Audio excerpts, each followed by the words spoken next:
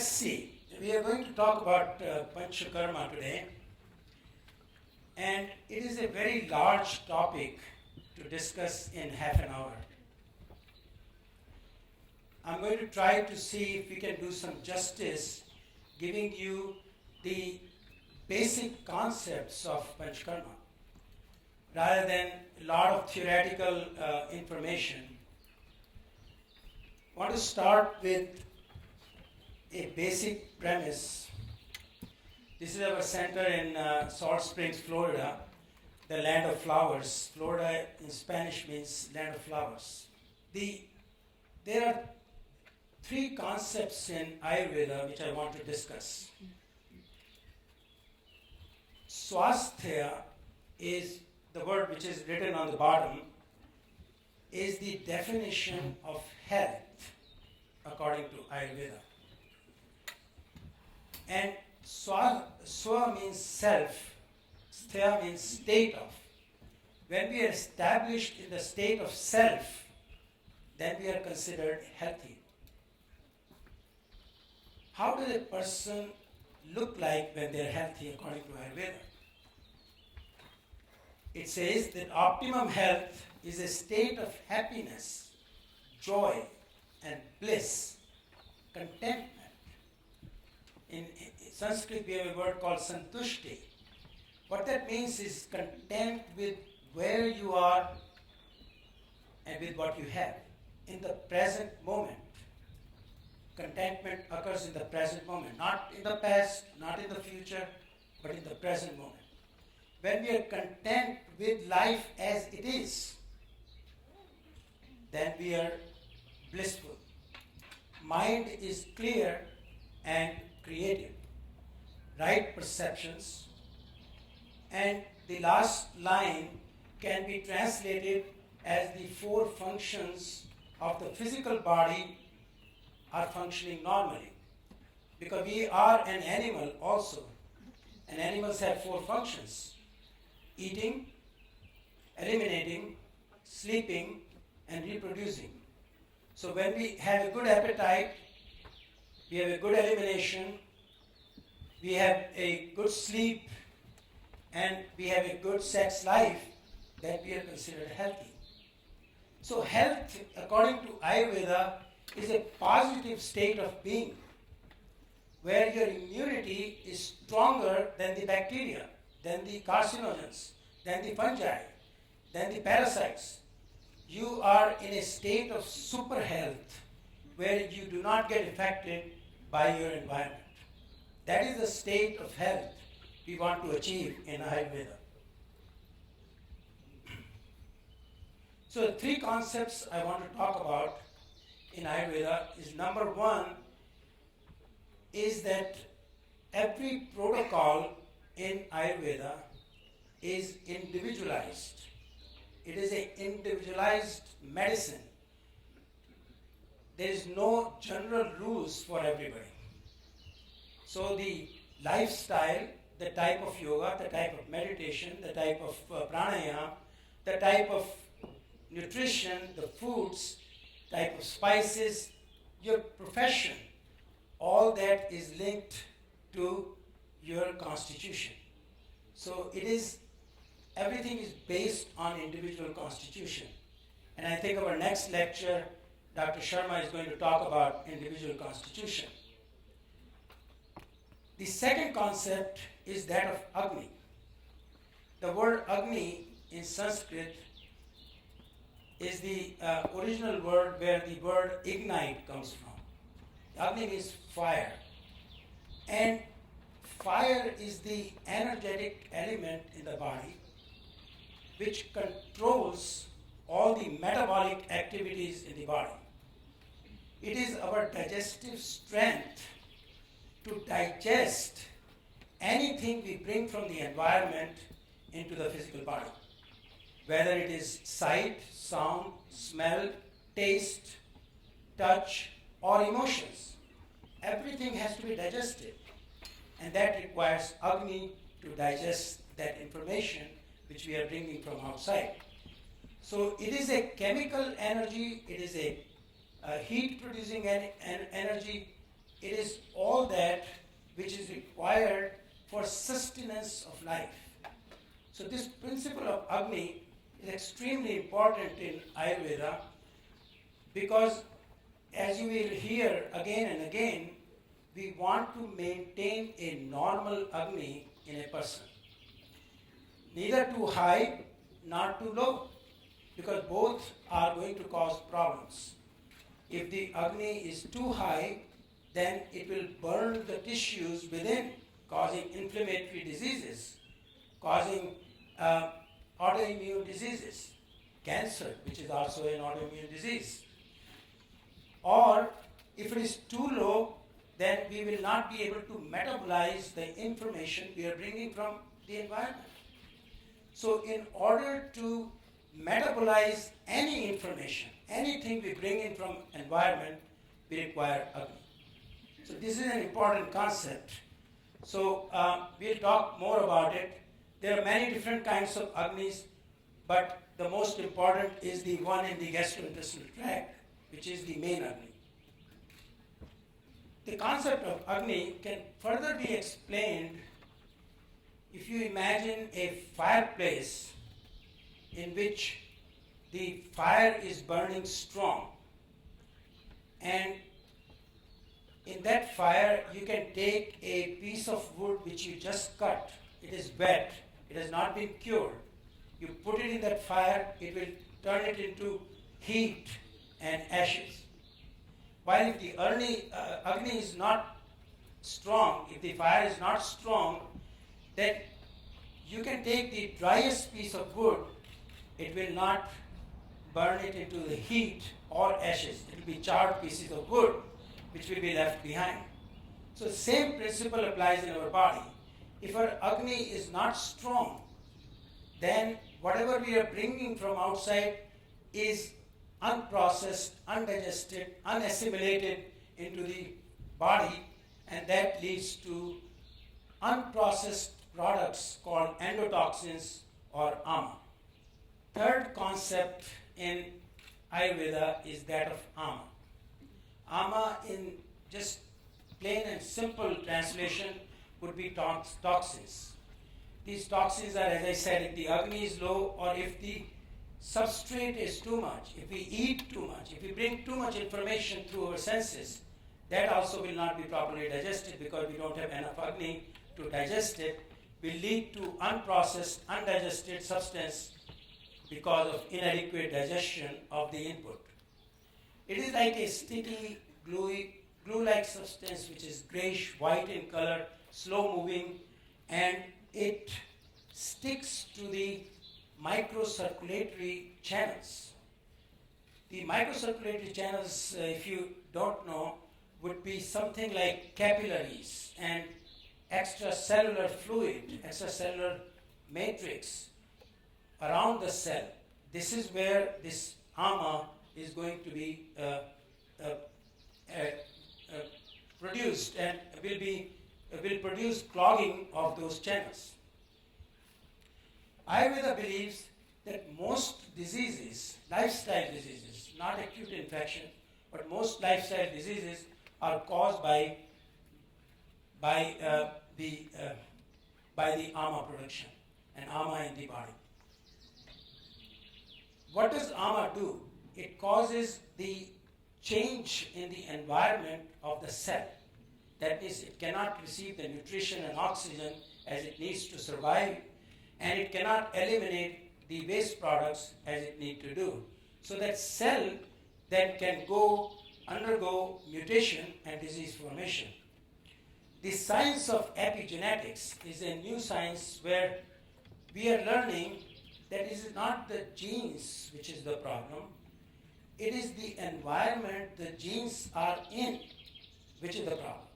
That means we can change the environment of the cell and change the character of the gene. That means whether the gene is going to be expressed or suppressed can be changed by changing the environment of the cell. This is a great innovation because Ayurveda has been saying that for a long time, that you can change the environment and change the outcome. Ayurveda says we are the end result of all our metabolized past experiences. If we want to change who we are, we change our experiences. What we bring through our senses and emotions, how we bring the emotions, can change the environment at the cellular level and can change our health as well as disease process. So we'll go further into ama because this is the part which is the most important right now in our discussion as to what is ama consisting of. So I classify them into three types. The ama which comes from outside, exotoxins. Exotoxins are from the external environment, the toxins in the water, food, and air. So they're heavy metals, they're hydrocarbons, PCB, oxidants, pesticides, and one of the forgotten one is radiation, because the ozone layer is getting depleted and we are receiving more radiation than normal. So radiation is also a toxin which we are absorbing.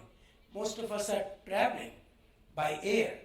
That exposes us to more radiation because there is more radiation at 40,000 feet than at the ground level. The second type of toxin is the endotoxin, which I just described, that because of improper digestion, we accumulate these toxins in the body. And third is the emotional toxins. Remember, we only have a physical body to express whatever is the result of our digestion. Whether it is emotional or physical, it is all stored in the physical body. These amas can be water-soluble or fat-soluble. So water-soluble ama can be dissolved very quickly if you do fasting, if you do drink a lot of hot water during the day, you can dissolve those the ama, the water-soluble ama. But the fat-soluble ama is the problem which causes most chronic diseases. So the solution to the problem of ama is threefold. One is called deepan, or increasing the agni, so that we can decrease the production of ama and also digest ama. So that is the first thing. I've given you some example here which can be used to increase agni. Of course, there are many other techniques, pranayama, meditation, all increase agni. But here we are just talking on the spices which we can use. We can use certain spices to improve digestion. And third is we need to improve the elimination. So this is called DPA, Deepan, Pachan, and Anuloman, which we need to do in order to decrease the load of ama. You don't have to take any medicines, any herbs. It is only household spices which will help you eliminate or decrease the production of ama. But when the ama is too much, when it has gone beyond a certain quantitative level, which cannot be removed with just medical management, then we do the Panchakarma, which is the Shodhana or the removal of the ama therapy. So definition of Panchakarma is an approach, is a group of techniques used to remove ama from the body. And we are not talking of ama just in the gastrointestinal tract. We are talking of ama at all levels, especially the cellular detoxification, which is the root cause of most of the lifestyle diseases. Now, we were discussing this last night in our group, that Ayurveda considers disease formation in 6 stages. So first 3 to 4 stages, there are no symptoms recognizable by modern medicine. So if you came to me 20 years ago and asked me if I am healthy, I would have done tests, and if all the tests were negative, I would have said you are healthy. But not so. Ayurveda says that we can have a subclinical accumulation of ama, which will cause the first 3 stages of development of disease, And if we eliminate ama during those first 3 stages, we can prevent the disease formation. So that is the beauty of ama. That the beauty of Ayurveda is that it is a primary prevention technique, probably one of the best primary prevention techniques which is available. So the 3 objectives of Panchakarma are health maintenance in a healthy individual. See, in modern medicine, I learned when I went to medical school that you cannot make a healthy person better. But that's not true. According to Ayurveda, you can make a healthy person healthier, because we need to create that super immunity state where your immunity is stronger than the environment, so that you do not get the disease. So that is the stage we want to reach. The second is the overall management of a disease by removing ama. And again, this is a very technical field and requires a lot of factors which are taken into account as to how to remove that ama. Because you have to integrate the 2 systems, or many systems, because Ayurveda is open to all systems, including modern medicine. Ayurveda says whatever system works, you use it. Because if consciousness has produced a system, it is according to Ayurveda. So you don't eliminate any system. If you can show that a particular system works, you use it. So if a person has a cancer, I'm not going to say I'm going to cure you. I'm going to say go and have surgery. Go and have radiation. Go and have chemotherapy. Then come to me to get the root cause of the problem. Root cause of the problem has not been taken care of, because only the symptom has been taken care of. Symptom is the cancer. You understand? And the third is, which is another very important branch of Ayurveda, is that rejuvenating therapies called rasayanas and vajirkarana, which to strengthen the tissues and improve the immune system. We use it for aging, to slow down the aging process. It is probably one of the best ways to slow down the aging process. The benefits of Panchakarma is strengthens the immune system, rejuvenation, beneficial effects on overall health, relieves stress when it is combined with yoga. Because we do not separate yoga and Ayurveda. They are sister sciences, they work in conjunction with each other. Slow down the aging process and all the other things you can see, enhances digestion, metabolism, and these are all the effects of reaching that immune status, super immune status. So I won't go into the detail of that. Also, it will help in reducing cardiovascular risk factors, total cholesterol levels, decrease in lipid peroxide levels, increased HDL cholesterol have all been shown to be a result of Panchakarma. Reduction in the blood pressure, anxiety levels, and toxins, which is an important thing. Lead, PCB, radiation, and dioxins have all been shown to be reduced, almost eliminated with Panchakarma. These are some of the contraindications, which is not the point of discussion today. So there are 3 steps to Panchakarma. The first step is before doing Panchakarma, which is called the preparation. The second step is actual steps of Panchakarma. And the third step is to give whatever recommendations we need to give to the person to rebuild, to rejuvenate the tissues which have given up their ama. So first step is the Purv Karma, or the preparatory procedures. We talked about the DPA, which is Deepan Pachan and Anuloman. We do internal and external oleation. This is an important step because, as I said, most of the ama we are trying to remove is fat soluble. So and these ama have an affinity to bitter herbs.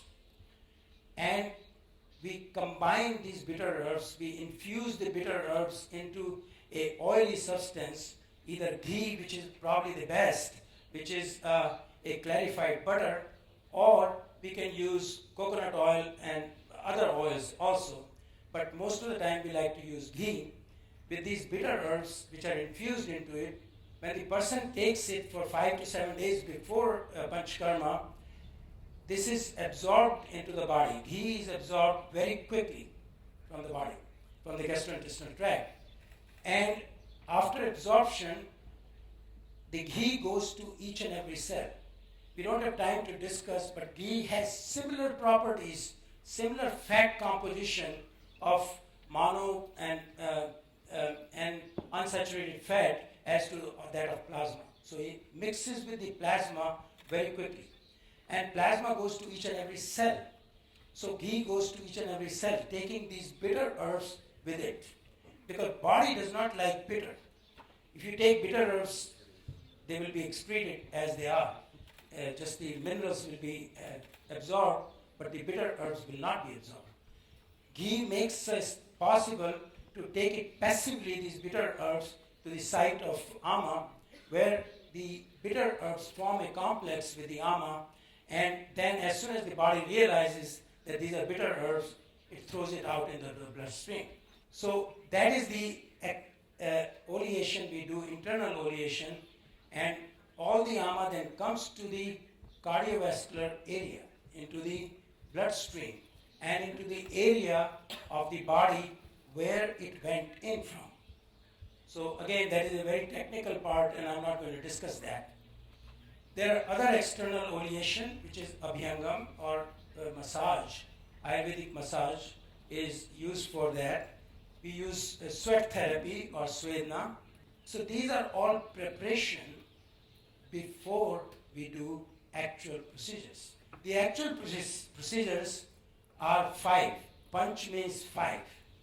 So either we instill substances through the nose, herbs, fumes, or create a controlled induced vomiting for a short period of time, like an hour, virechana or controlled diarrhea, basti or medicated enema, either by herbal decoction or herbal oils, and rakt mokshana is bloodletting, which we don't do in our center because there are a lot of federal problems with it, reliability issues.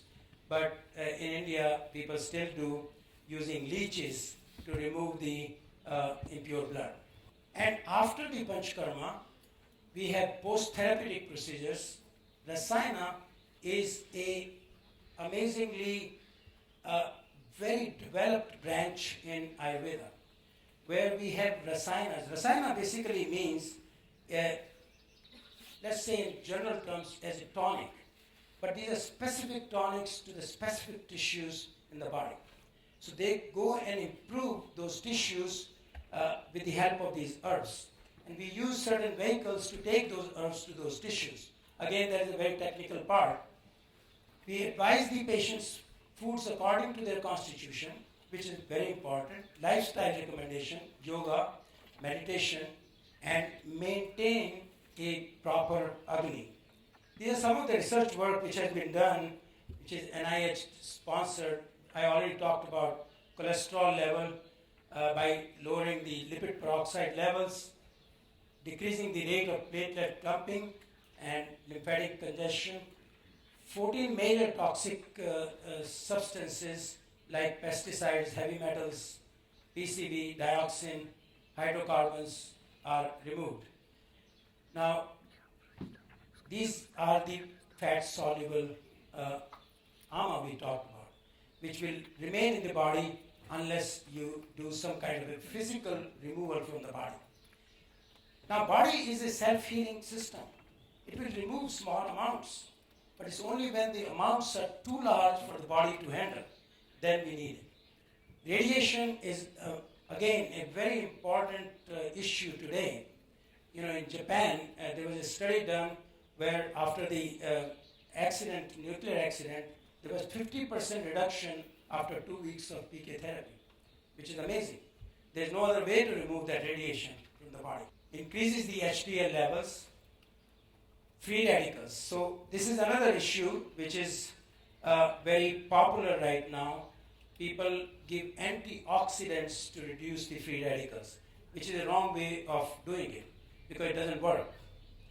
The way it will work is if you increase the activity of the superoxidase dismutase and glutathione, peroxidase and catalase enzymes, when you increase the activity of these enzymes, they will then take care of the free radicals. And that's what Panchakarma does. Reduction in beta amyloid like proteins, especially copper, iron, lead, these are involved in a lot of neurological diseases. Reduction in inflammatory markers like IL-6, CRP, TNF, alpha, MMP3, they're all involved in autoimmune diseases. And we have seen tremendous drop even after 2 weeks of Panchakarma therapy. These are general symptoms: decreased number of doctor visits, decreasing the cardiovascular risk factors, and other issues. I want to present you 2 cases. One is a 50-year-old male with 9-year history of adult onset polymyositis. Polymyositis is a muscle disease which affects primarily the proximal voluntary muscles. It is an autoimmune disease, does not affect the neuromuscular transmission. The patient was being treated with prednisone 20 to 100 milligrams a day and methotrexate 15 to 30 milligrams per week. 9 years history of exacerbations and remissions.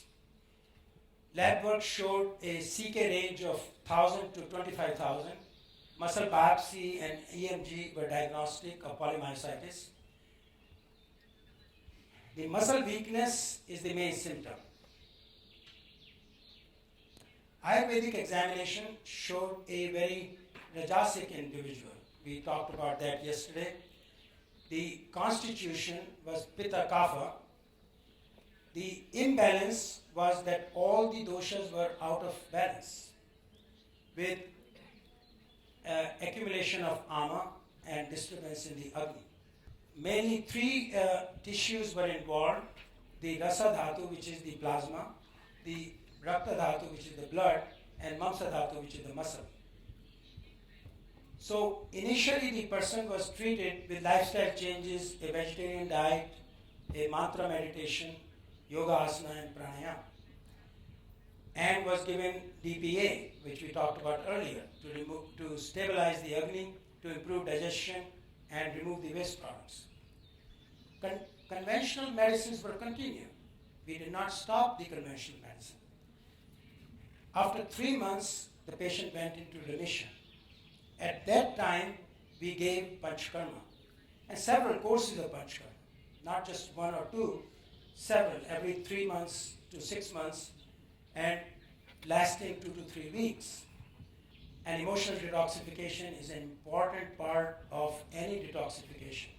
That is when we need yoga and yoga techniques, meditation, yoga nidra, pranayama will help in that. And understanding what Dr. Nagendra was talking about, the Jnana Yoga. With successive PK, there was a better control of ama. Conventional medicines were reduced over a 2-year period. In 3 years, patient was completely free of disease. And 10 years later, the patient is free of disease. Case study number 2 is a 30-year-old female with 5-year history of weight loss and amenorrhea. Amenorrhea is lack of menstrual cycle. Medical workup was all normal except for slight elevation of liver enzymes. The liver enzymes were elevated because of prior history of alcoholism and drug abuse. Patient had been sober for 6 months prior to presentation. Complaint of severe anxiety, constipation, were taking several sedatives and supplements. Her weight was 115, BMI of 18.5, complaints of chronic insomnia, constipation, and extreme anxiety. Ayurvedic examination showed a Rajasic individual with a Prakriti, Vata Prakriti, mainly Vata Pitta Prakriti, and both Vata and Pitta were elevated. All the tissues were affected. The treatment was initially to instruct in the mantra meditation, Anulom Vilom Pranayam, Yoga Nidra, and Vata pacifying diet and stabilization of Agni. Following that, 2 weeks of Vata pacifying program was instituted, and she gained 10 pounds in 2 weeks after this therapy. After that, the cleansing bastis were given, and her anxiety level decreased, Vata decreased, weight increased. She got normal menstrual period within 4 weeks of therapy. So it is an excellent way to provide nutrition to the tissues. See, Ayurveda is probably the only way I can think of where you can provide nutrition to specific tissues because of manipulating Agni at different levels of the tissues. At the end of 3 months, we stopped all medicines, and she continued on ashwagandha, which is a immune modulator herb, rasayana, and after 1 year of treatment, she continues to improve. So I just giving you just a flavor that Ayurveda used as an integrative approach for treatment of diseases is excellent. For prevention, there is no comparison. There is no other system which provides prevention as Ayurveda does. Thank you.